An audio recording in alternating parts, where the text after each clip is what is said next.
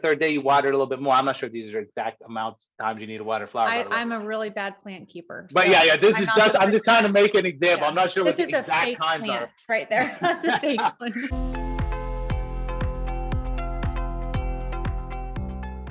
Hey everyone, welcome back to the Reshape Your Health podcast. I'm your host, Dr. Morgan Nolte, and we're going to have a really fun conversation for you today. I'm interviewing Dr. David Prologo, and he is a double board certified interventional radiologist and obesity medicine specialist. He spent his entire career working from the perspective of the patient to help develop compassionate, out-of-the-box solutions for those who suffer with complicated pain syndromes, they struggle to lose weight, or they just have a hard time navigating this healthcare system.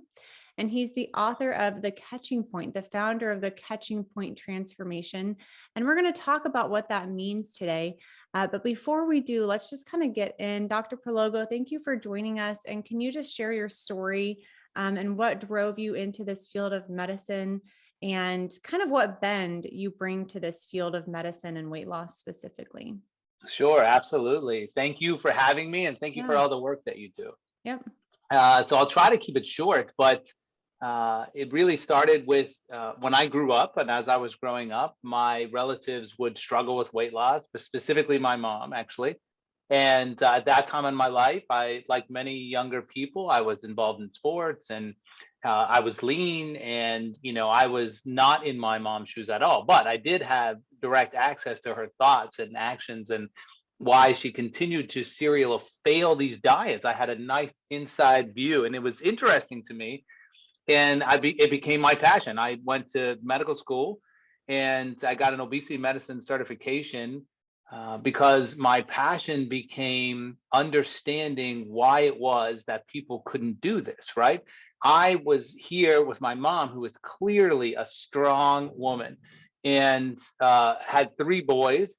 And at some point, my dad lost his job, and she went back to work, and then went back to school and graduated, all while raising 3 boys and having financial strains and so on. This was a strong-willed woman, right? But yet I hear that from society and feedback that, oh, well, if you can't make this weight loss change happen, you must be weak-willed. You must not have willpower. You must not want it. And I have to tell you, she wanted it. I mean, it was something that drove her crazy. It was something that caused her to feel depressed. It was something that made her feel like her self-worth was not what it was. And it ate her alive. And I had a front row seat to this, all the while hearing from what I call the always lean people, all the while hearing from the always lean population who have never gone through this, generating these solutions for my mom that were not working. And then when they didn't work, blame it on her. So I thought, wow, this is crazy, right? I mean, if I were a car salesman and I sold you a car that didn't work, and then when you came back and said, hey, this didn't work, and I said, oh, well, it's your fault, it doesn't work. And then what actually happened is you would say, oh, well, maybe it is my fault it didn't work. And then you come back and buy another car, a different car, on another day, and just over and over and over, thinking that these failures are your fault. So I became sort of obsessed with that phenomenon. And I ended up spending my postgraduate training and my research career, and even moved to the institution where I am now, to continue to research the phenomenon of attrition. And then, of course, I think most viewers understand, or most listeners understand, what that means. Attrition means that people don't stay on these programs. And to me, the CDC generates these reports saying that 150 million people are overweight or obese. Also generated a recent report in the last year or so that at least 50% of Americans had failed at least 2 diets in the previous year. That's hundreds of millions of failures, right? And so where are all these failures coming from? You can't possibly tell me that all these failures are because everyone's weak-willed or lacks mental fortitude or doesn't really want to lose weight. It can't be that simple, right? So that's how I ended up where I am now. I did a huge amount of work on attrition, understanding why it is. And actually, that's what drove me to write the book. I wanted when I started to discover these things and understand these things, and realize that the obesity medicine community, they know this, right? They know exactly why you can't stay on this diet. They have quantified all the things that stop you from being successful. Now, my mom, who doesn't have this kind of knowledge, will try to articulate it, as do many of your listeners, I bet. They try to articulate it. Here's how it will sound to me.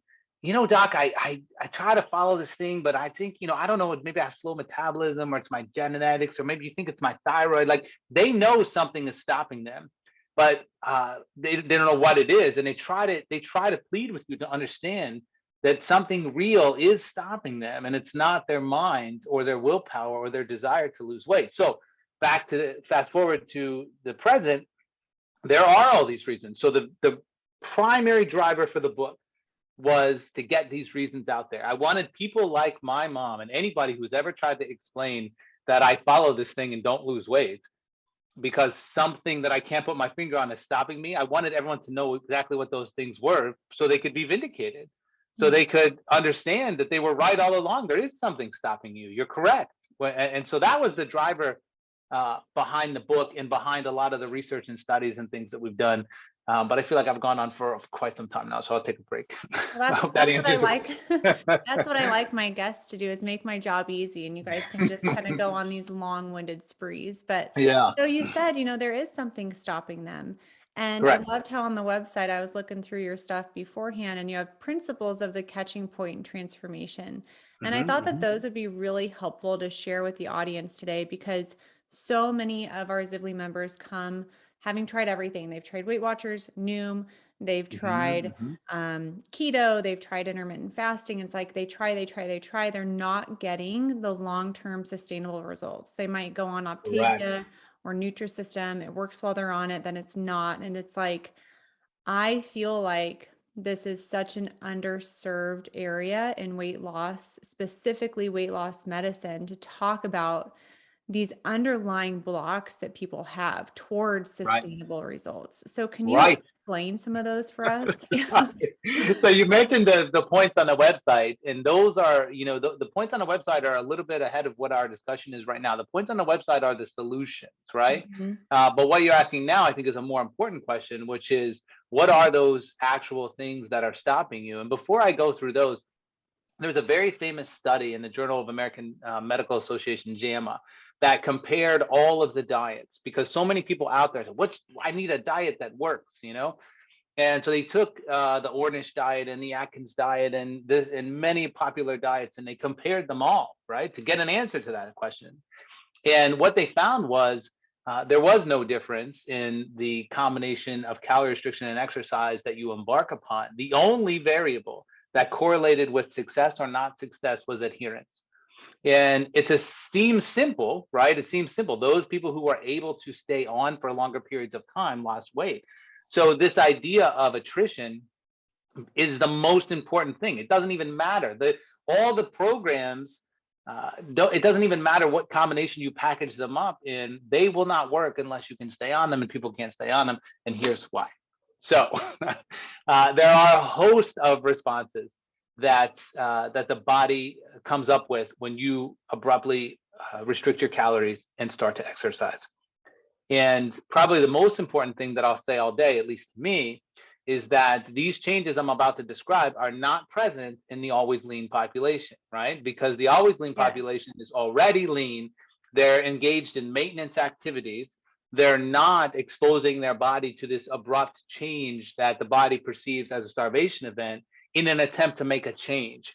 So those two things are very, very different. The experience is very, very different. So if you're a member of the always lean population and you think, I can't believe all they need to do is just get up and run. Well, your experience of getting up and running is not the same as theirs. It's a different thing. So that said, the easiest to understand response of the body to abrupt calorie restriction is, and I'm sure you know this, so I'm just going to try and say it in a different way that you already know for your audience, is that your body perceives that as starvation, right? You're wired to survive. Imagine if I said to you, I need you to go underwater and stay there as long as you can.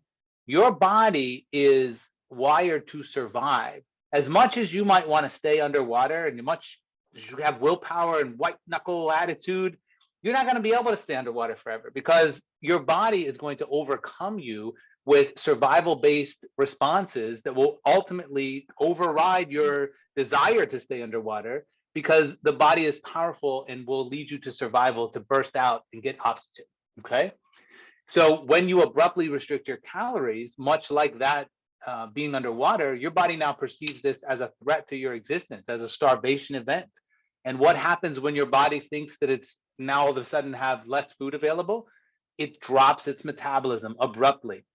And then everything that you do eat, it stores, because it's trying to survive, right? So when you go and cut 500, 600, 700 calories out of your diet, then your body slows down 300, 400 calories and then stores what you do eat. It offsets your efforts, right? And so, and what does that look like on the ground? It looks like a patient who comes back and says, I did cut my calories and I didn't lose any weight, right? And that's perfectly explainable, and everyone knows why that is. But the response that everyone gets is, oh, you probably eating Doritos in the closet or whatever, you know, or not telling the truth or not writing it down. But that's not the case at all. The body has slowed its metabolism and offset your efforts. And the second thing that happens is your body will overwhelm you with food-seeking signals. And we were talking a little bit before we started, but this is probably the crux of my argument against mind over matter. The body will dump a molecule, which it's not something that we imagine or think of. We can measure it and see it in the blood before and after people restrict their calories, and it spikes afterwards. And that molecule is called ghrelin. It travels to your brain in the bloodstream, and it creates a signal in your mind that tells you to go and seek food. But the body is brilliantly redundant. It doesn't only do that, it also sends a signal directly through a nerve that connects your empty stomach to your brain that the stomach is empty and we're going to starve. You better go and seek food. Excuse me. So you have this 1-2 punch, right? And these are real things. We can measure the nerve signal. We can measure the molecule. So this, and you're not going to overcome this. If you can imagine going without food for 6 hours, 12 hours, 18 hours, 24 hours, 36 hours. When you get to the 36-hour mark, it's just like being underwater, right? Your body's going to have you forget about everything other than getting food at that point. And so that's not something that can be overcome with willpower. That's something that the body does to resist your efforts to lose weight.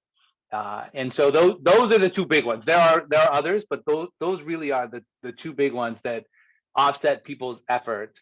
And then when they're trying to follow this static schedule, which we can talk about later, and they get to day 2 or day 3 or day 4, and they feel this overwhelming hunger, and they feel the effects of having a slow metabolism, and they're not getting anywhere, then just quit. I mean, I would too. Tell me the effects of the slow metabolism that you're talking about. When they feel the effects of a slow metabolism, what does that feel like? So it's, how can I say this? I don't want to, they feel like crap. That's the word. There you go. So you feel like crap, and so what happened, you lead up to this. It always seems to be on a Monday for some reason. You lead up to this Monday with all of this excitement about how you're going to change your body habitus. You embark on this thing on Monday, and then on Tuesday or Wednesday, your body just feels like it got hit by a truck, right? And it's the combination of all these things, the hunger hormone, the decrease of the metabolism. But there are other things, which I'm sure you know about. There's this phenomenon called adiposopathy, right? Where the fat cells release these inflammatory mediators, the same inflammatory mediators that are present when you have the flu. So you literally feel sick and crappy, not to mention the fact that you're depressed that you went on this thing to begin with. And so all of those things together lead to attrition. But they're all poor adherence. Poor adherence. It's all real is the point, right? It's all real, and it's all coming from the body up to the brain, not the other way around. And so when we interrupt these things, which is one of the studies that we did, we in my day job, I freeze nerves to block pain signals, right? And so I'm out here on podcasts making this argument that the signals are coming from the body to the brain. And one of the studies we did was we took that same technique where we can freeze a nerve and block the signal, and we blocked that nerve carrying this hunger signal from an empty stomach to the brain. And everybody reported that their hunger was down. And what happened? They were more successful with losing weight. So we addressed one of these things, and people got over that hump, past that catching point, and on their way. If we can address them all, then we can change the outcomes. And that's a lot smarter, in my opinion, than responding with, oh, just try harder. Just white knuckle it. Yeah. It's just like, Try harder. I always say, you really have to follow the good feeling thoughts, so when we're talking about the mindset thing, it's like, if you're starting, so a great example is a client yesterday, we were doing an eval call, and she's like, well, are you going to give me my meal plan and my grocery list? And I'm like, when you ask me that, I sense discouragement already in your voice. Sure. You're eating out multiple times a week. You're going to Chipotle, to Del Taco, out to Mexican restaurants. If I were to give you this shopping list of food, which I fully could, that would stress you out, and you would have the same experience that you've had in the past of following it for a few days and then, messing up one day and feeling like crap about yourself emotionally. And it's like, how about we work on making smarter decisions at Chipotle first? And that's the kind of mindset work, it's not like you have to muscle your way through this plan, but it's like, pick a thought that feels lighter to you, pick a thought that feels more doable to you. And I think that this emotional, actually tapping into your emotions and listening to them can be so beneficial versus thinking, as you said, that you have to white knuckle your way through it because your body has physiological responses. I love that analogy of having to come to the surface for the water. Your body doesn't want you to change. Your body has strong physiological mechanisms in place to keep you at the same weight. Correct. And so we have to outlast and outsmart these hormonal changes that I've seen. I've really seen that they can last 6 months to 4 years, this slower metabolic rate, the increased in hunger hormone. Have you seen different research on that or? Oh my gosh. The most famous of these is they followed the original Biggest Loser contestants. And there are ways, as you know, to measure your basal metabolic rates. And they measure the basal metabolic rate of these original Biggest Loser contestants 12 years later, I think. And with those who had managed to keep any of that weight off still had decreased basal metabolic rates, even at that time. So it's something that has to be navigated and negotiated, even if you succeed. But I like the way what you're saying. So we're definitely going to be in agreement here. I think we put different words on it. What I just heard you say, what I have listed on those points of solutions is progress, not perfection, right? Progress, not perfection. And the analogy that I use for that is, imagine instead of losing weight, we were talking about being a coin collector. And we were gonna ultimately have this super cool collection of coins, if there is such a thing, right? And so you start collecting these coins over time. And then something happens, right? Your kid gets sick or your job gets stressful, and you have to pay attention to that. And you can't pay attention to your goal of collecting coins, okay?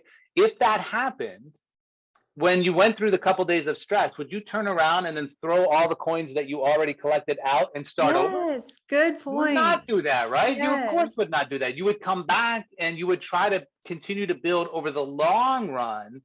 On top of what you already had, you would keep that and you would continue to build to that over time. And then when something else happened that distracted you from your coin collecting, you would again attend to whatever that might be and then come back to your coin collecting and thereby change the nature of your collection over time. Yeah.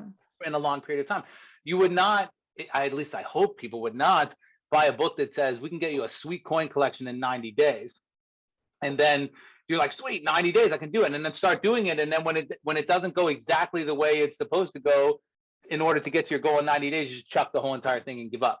Right? We wouldn't do that for any other thing. So how that got ingrained over time as I think, not to be, like conspiratorial, but I think it's driven by the people who are selling us the books about coin collecting, right? Because if we've created this scenario where you try something, give up, and throw everything out and restart 2 weeks from now, that means you're going to buy something else.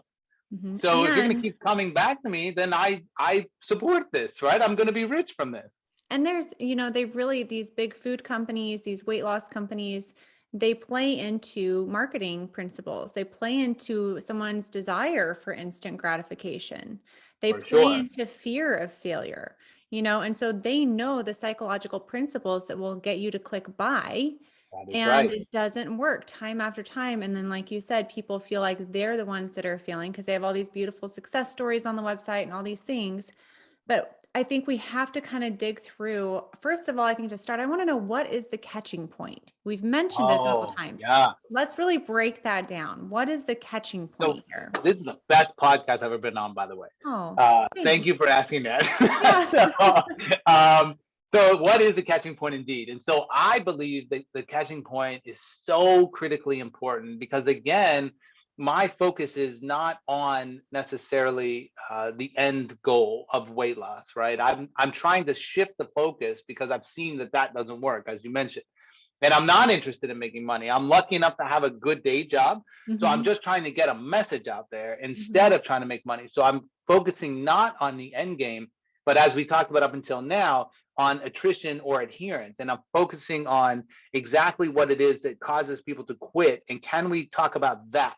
Because if I can change that for you, then your experience is going to change and your life will change. So the catching point is exactly that point after which the experience is different. So there's two camps. There's the 250-pound 5'5" camp who are trying to make a change, and there's the lean camp, which we talked about. Right now, the people in camp A, they want to be in the lean camp because the people in the lean camp are not miserable. They're not feeling this crappiness that we talked about before. They're not starving. They're not in a constant state of resistance to food. They don't feel like that. They're smiling and going to the gym and running, and they literally do not, they love it actually. They'll tell Uh-huh. you I they're do. addicted to this lifestyle, can't live without it. So it's anything but a miserable experience. So if we can get people from camp A into camp B, and then all of these activities they need to lose weight aren't creating miserable feelings for them, but instead are creating that addicting fun feeling, then their lives will be changed. And so to get there, you have to get through this point, which is the catching point. There is a clear, definable point after which things are easy and fun.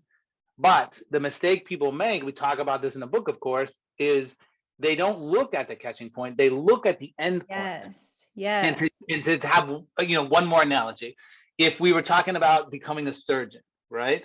Then you would say, okay, well, here's a book, and this book has 20 steps that you need to do in order to perform this surgery, right? So if you woke up and said, well, I'm going to make a change in my life, I'm going to become a surgeon, you will pick up that book and do surgery on Monday. Of course not, right? Of course not. You would realize that I'm going to have to get to a critical point first, in this analogy, have a medical degree, before I'm going to be able to do this surgery. Not that it's undoable for me. I just can't go from A to B on Monday and Yeah. start doing what the surgeon does on Monday. I need to get to a critical point beyond which I'll understand those instructions and I'll be able to do it. Same thing here. Once you're past that critical point, you're going to be in this other camp where it's a different experience for you. So the catching point is that point beyond which all of this is less miserable and fun, and the experience of healthy living is not miserable anymore, and it's not crappy. Now, not to get too far into the weeds, but the catching point itself can actually, you can put a number on it. It's defined as an exercise capacity. There's lots and lots of research that shows that at a critical exercise capacity, I know I'm starting to sound boring here, so I'm going to We try. love the science stuff. So my community is very smart. Hey, They're good, very good, good. well But don't educated. anybody hang up right now. I'm gonna try and translate this. So it's a critical, and again, this is not Dave Prologo's idea. I'm just trying to tell you, the listener or the reader of my book, what is true. I'm not trying to get you to believe my ideas. I'm busy otherwise. I just want you to know that this is true and out there, and you can do whatever you want with it. But this exercise capacity idea, very famous researchers from Yale and Harvard and in the True Health Institute have confirmed that a critical exercise capacity changes your food preferences. So what does that mean? It means that right now, the idea of eating kale for dinner sounds terrible. But once you get past a critical exercise capacity, which we're calling the catching point, the number of which is 220 minutes, once you get past that, your cravings are different. So again, if you've ever looked at Camp B and wondered how in the heck they can sit down and eat that salad and not be starving to death. It's because once you're past that exercise capacity point, your food preferences are now changed. So you now crave healthy foods. You now desire healthy foods. It's not a struggle for you anymore. And so, but the catching point is an exercise capacity that the great majority of people in Camp A are nowhere near. And so, not to go through 10,000 different analogies, but if you're trying to empty a pool, if that's your job, right now you have a Dixie cup, and you're probably not going to be able to empty that pool with that Dixie cup if that's your exercise capacity, your ability to walk around the block or whatever. But if I can get you to this critical exercise capacity, which translates to about jogging for 30 minutes without stopping. That's about what it is. But as you know, it's complicated than MET minutes, but that's about what it is. And will you explain what a MET is? So a MET is an attempt to individualize your calorie burning capacity, right? So obviously the calories burned when someone does activity A is different if you're 100 pounds, 200 pounds, 300 pounds, 400 pounds. So the MET is an attempt to equilibrate that and make it the same for everybody. Yeah. And then MET minutes are just that times time.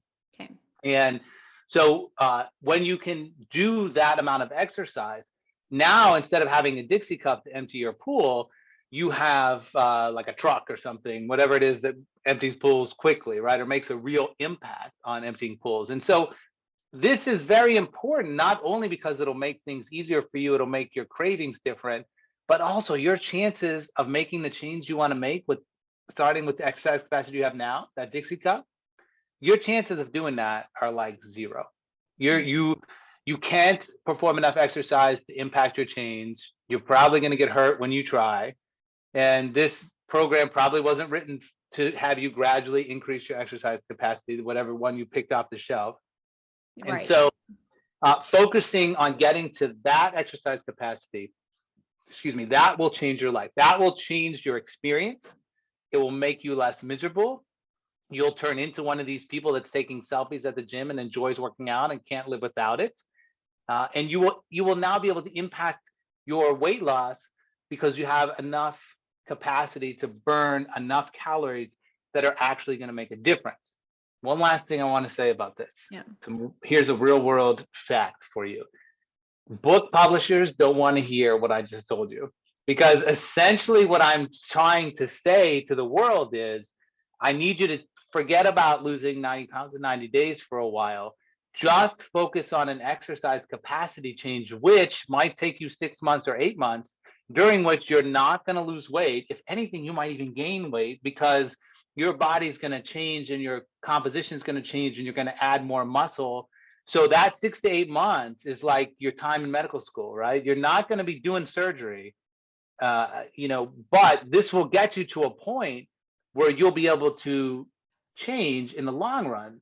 But book publishers don't want to hear, hey, can you spend 6 to 8 months changing your exercise capacity during which you will not lose weight? If anything, you might even gain a few pounds.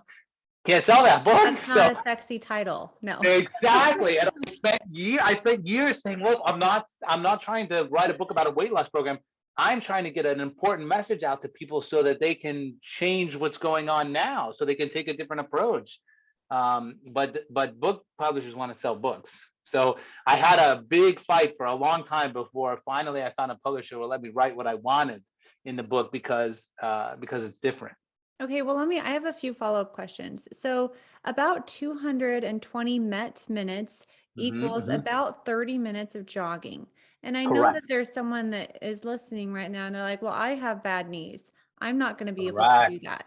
So can you kind of talk about how the MET minutes doesn't necessarily have to be accomplished through jogging per se? Correct. Yes, absolutely. And I'm glad you bring up this point because it also sort of segues into another very important point, which I'll come back and answer that question. But the other very important point that you're opening the door to is individuality. Yeah. The static schedule is just a killer, right? We just generate this schedule that is supposed to apply to every single person, despite all their differences in body habitus, all their differences in their life and experience and all of that.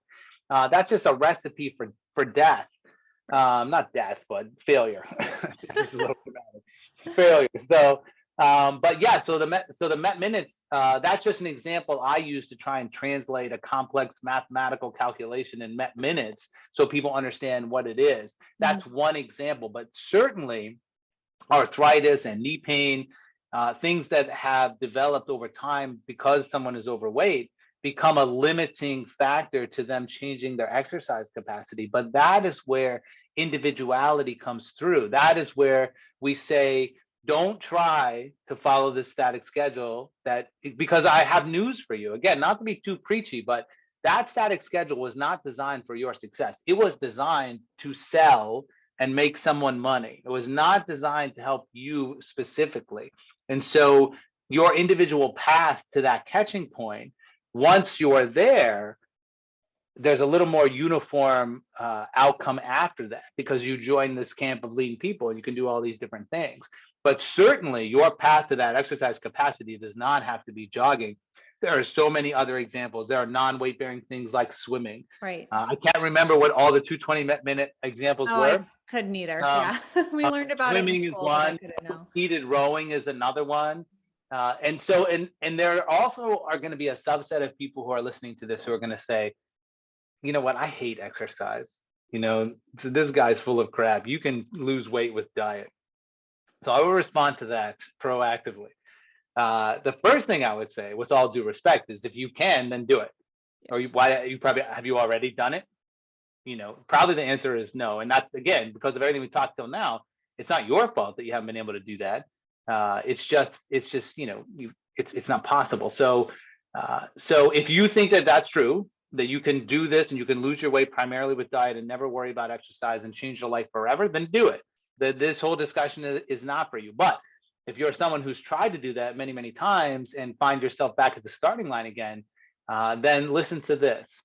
So that would be my first response to that. My second response to that is, you hate exercise now because you are so far to the left of the catching point that doing exercise now is like nails on a chalkboard for you.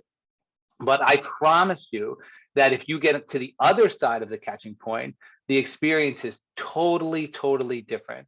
And this disdain that you have for exercise will be a memory. You will not hate it at that time. And the third thing I would say to that is, people who say that, their gut reaction to I hate exercise is because you're trying to use more than your Dixie cup right out of the chute. Yes. And that doesn't work. That's a miserable experience. So what you think is exercise is really not that. You need to start with your Dixie cup, get yourself to the catching point, and then make that turn over the hump, after which you'll never say that again. My wife used to hate dogs, hated them. No dog will ever live in my house. They're disgusting. She ended up getting a dog for me because I love dogs. And now she loves dogs. She can't even remember ever saying that she hated dogs, because they showed her love, and all of a sudden her experience with a dog is not what she thought it was. And she can't even remember saying she hated dogs. That's what will happen to you here if you trust me and go to the catching point first. Yeah. So let me ask you this. So this is a weird off the wall question, but it just popped into my head. All right. You mentioned the Biggest Loser contestants. Yes. You mentioned that the research is clear. Most of them, unfortunately, do regain a significant amount of weight. Didn't they make it to the catching point? No, boy, what a great question that is. So absolutely not. They did not make it to the catching point. Tell me more, because we see them like they're working out. Surely they're making it to the catching point. They are not. They are so not making it to the catching point. They are doing the exact opposite of what I'm trying to explain people should do. And this is where the rules on the website will come in. What they did was, in an isolated environment, kind of pulled this rubber band back really fast, right? And then as soon as they got out of that environment, they let go of that and it came flying back. They did anything but focus on the catching point. What they did was exactly what I'm saying no one should ever do, which is look right past the catching point and try to get to the end. The end was, 80-pound weight loss. That's what they wanted in the end. And instead of making their way to the catching point in an overlapping, slow, progressive, individual fashion that focuses on recovery, they just force these people to endure the exercise calorie restriction duo of doom for a longer period of time while they were on TV, and then it just all snapped back, right? They famously gained that weight back, right? Yeah. Because all they did was stay underwater for a real long time because they were on TV.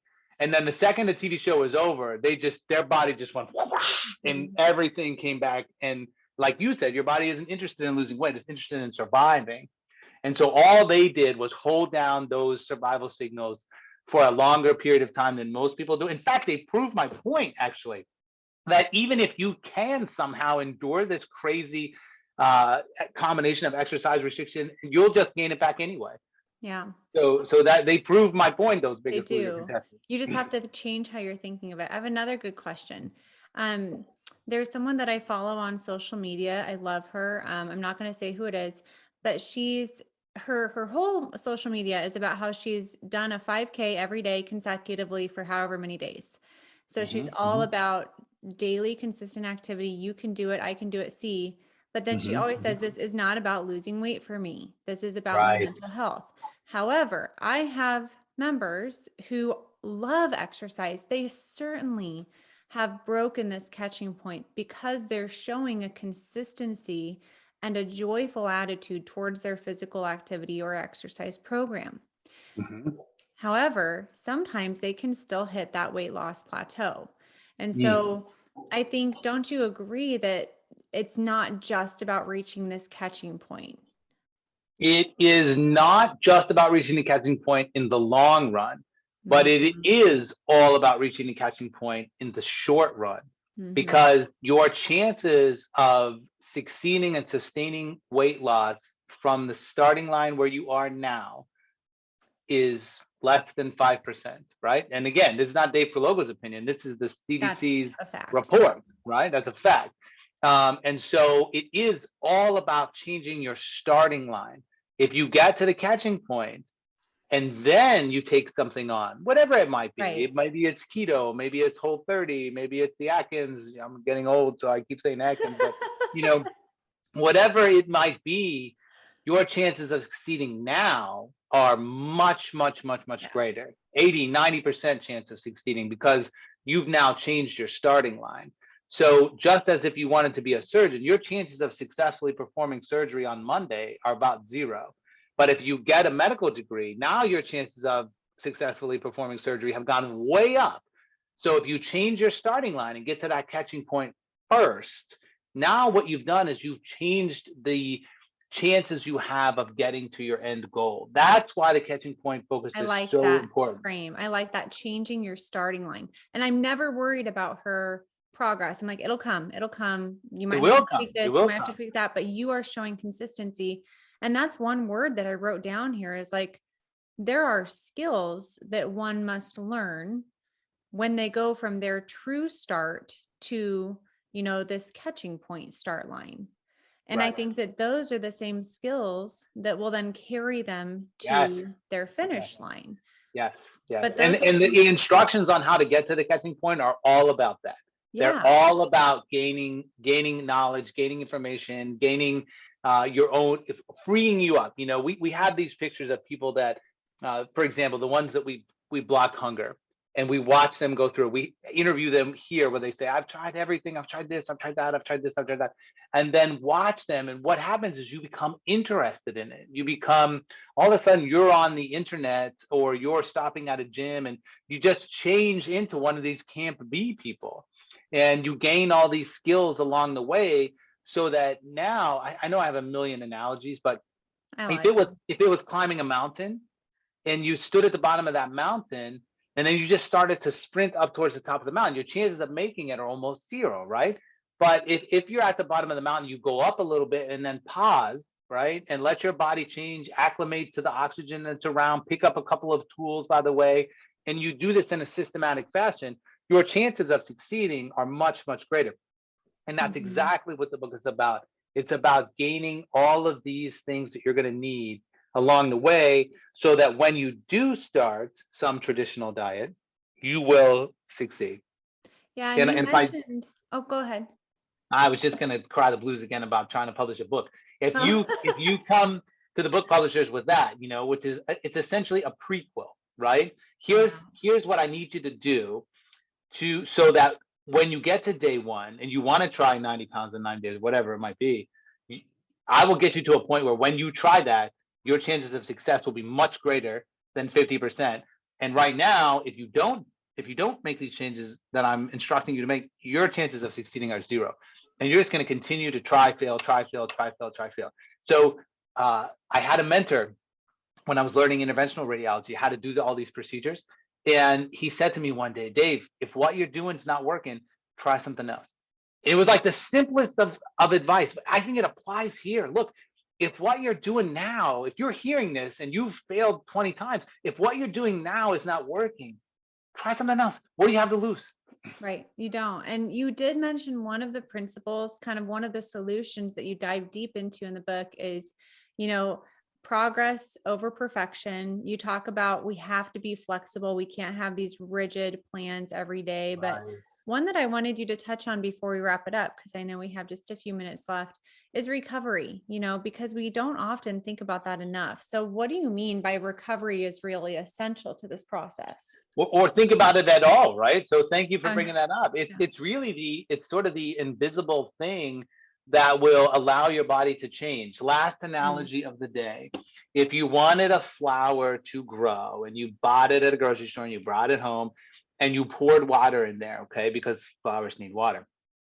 And then you poured water again at 10 o'clock and then again at 12 and again at 7 and the next morning again and again and again. What's going to happen? The water is going to get in there and the plant is going to drown. So if you start your weight loss program and you do calorie restriction and exercise, same thing the next day, and on Thursday we're going to do it again, you're going to drown and fail, just like the flower. If you water just enough and then get out of the way for a day and a half, the plant will use that water, change its structure, and begin to bloom. On the second or third day, you water it a little bit more. I'm not sure if these are exact amounts of times you need to water flower. I'm a really bad plant keeper. But so this is just, I'm just trying to make an example. I'm not sure what the exact times are. Right there. That's a fake one. The point is that you have to allow time in between for the plant to change its structure and become the bloom, beautiful flower that you want it to be. And that's what recovery is. Recovery is what happens when you perform an exercise bout or when you have a time of calorie restriction. You don't want to be these people who are just pulling the rubber band back like the Biggest Loser contestants. You want your body to adapt and change its structure so that it becomes built to live in this new way. And that happens in between. So it's never written into any program to focus on changing your body by accelerating recovery. And these recovery interventions are active or passive. Active things like the right supplements, passive things like rest and sleep. This is when the change that you want is actually occurring. So if we go back to the mountain analogy, you go up a little bit, you need to sit for a second and let your body acclimate to less oxygen. And then you go up a little bit more, and then you need your time for your body to change again. And so focusing on recovery is allowing you want to change in the long run. You want a year from now to be a different person. You don't want to just be white knuckling underwater and hoping in a year from now that you're still fighting and resisting for the rest of your life, because it won't work. You'll just snap back. But in between, if you accentuate and accelerate these recoveries, then you will nurture change in your body and you'll ultimately become a different person. And to tie it all together real nice, recovery is an individualized thing. It cannot be written into a static program. So by definition, you are ignoring it by pulling the static program off the shelf and trying to watch it, because your recovery and what you need to recover and change is going to be different than mine and different than another person. So we need to learn to listen to our body's feedback and be fluid in our approach over time. So that's and recovery is so important. I'm going to go back to the Atkins diet for one more example, or even the South Beach diet, another old-fashioned diet, right? But this principle is the same. These are based on scientific principles that people understood. The Atkins diet is based on this thing called macronutrient thermogenesis, right? They knew that it took more calories to burn a gram of protein than others. We knew that. Scientists knew that. Doctors knew that. All he did was write it in a book so the public would know it, right? it wasn't like it was something new. And so my point is that we know this to be true, that we have to listen to our body's feedback and accelerate and accentuate recovery in order to make a change. This is a known thing. I just put it in a book so everybody Yeah. will know. Yeah. And I know we have just a minute left. And for those people who may be like myself, maybe like you, they're achievers, they're doers, they want to do. How I've reframed this in my mind, rest and recovery, is that I'm exercising my parasympathetic nervous system. And so our gym has like a lay down massage table and it has like this red light thing. And I'm like, I'm going to go to the gym today and have a rest day. And so I'm lucky enough to Right, have those things, but sometimes it's like, I'm right, going to take a bath today. And that's taking right. care of my physical health. I'm taking a nice, relaxing bubble bath, or I'm doing some gentle stretching. I'm exercising my parasympathetic nervous system. And it makes me feel Perfect. like I'm, getting that little achievement in for the day. So And your body changes because of it those things. It does. changes It in the needs that. direction that you want it to change, Yep. as opposed to pouring water in every hour until you quit. I know. Well, this No was one can really, endure that, right? So, no one sorry. can do that. Yeah. Well, this was a really fun interview. Can you tell people where they can get the book and learn more about you? Yeah, so I have a website, drprologo.com, drprologo.com. And there's a lot on there. A lot of it has to do with weight loss and all the things that we talked about today. Some of it has to do with the same principles applied to other things like pain and mental illness and so on. Because really these principles are pan applicable. There are a lot of different ways that we can use this thinking of looking at the in-between days, for example, or looking at attrition and sort of understanding these things in a different way, mostly through compassion. So drprologo.com.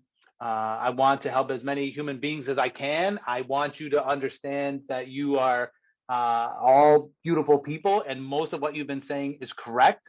So I want to be your advocate.